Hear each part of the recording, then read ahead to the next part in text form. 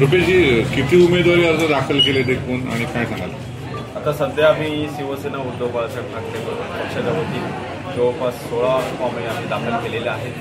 प्रत्येक प्रभागातून झाला किरकोळ आता आमचे 4 नगराध्यक्षासहित आम्ही 16 फॉर्म दाखल केलेले आहेत आणि उर्वरित फॉर्म आम्ही आता उरलेले जे आहेत 3-4 फॉर्म ते उद्या दाखल करणार आहोत. काँग्रेसच्या जे आहे साक्षी वंजारी याही उमेदवारी अर्ज दाखल करतात. काँग्रेससोबत आमची चर्चा चालू आहे, म्हणूनच आम्ही 4 फॉर्म भरायचे शिल्लक ठेवलेले आहेत. आज त्याच्याबद्दल आमचा अंतिम निर्णय होईल ही अपेक्षा आहे.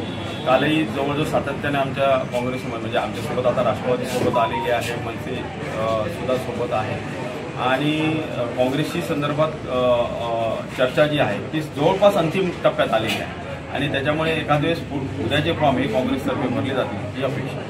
सावंतवाडी थेट शिवसेनेचे शिंदेसेनेचे आमदार दीपक केसरकर आणि भाजपची तुमची थेट लढत होते, कसं बघता या लढतीकडे?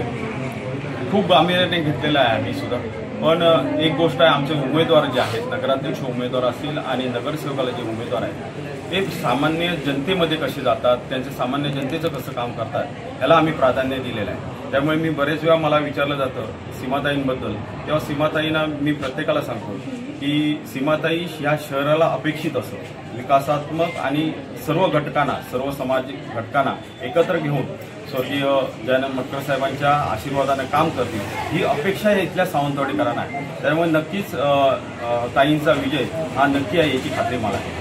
उद्धव ठाकरे सेनेची एक वोट बँक सावंतवाडीत आहे विशेष होतं आणि ते जनता दलाकडून आल्यास समाजवादी नेत्यांची पण एक वोट बँक आहे.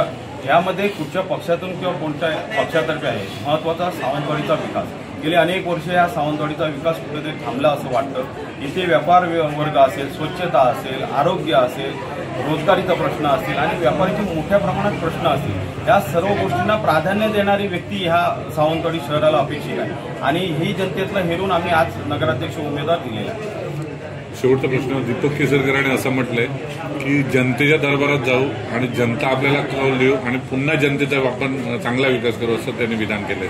गेली अनेक वर्ष ते हेच सांगत आहेत आणि त्याच्यामुळे जनतेसमोर त्यांनी केलेला विकास हा जनतेसमोर आहे आणि नक्कीच त्यामुळे जनता नक्कीच त्यांना कोणत्या प्रकारे आशीर्वाद देतं हे सुद्धा आम्हाला बघणं म्हणजे विरोधक म्हणून आम्ही बघणार आहोत. पण एक गोष्ट आहे, आम्ही मात्र एका आशेने एका अपेक्षेने या शहराच्या विकासासाठी मात्र चाललोय. नक्कीच जनता आम्हाला नक्की आशीर्वाद देईल ही खात्री.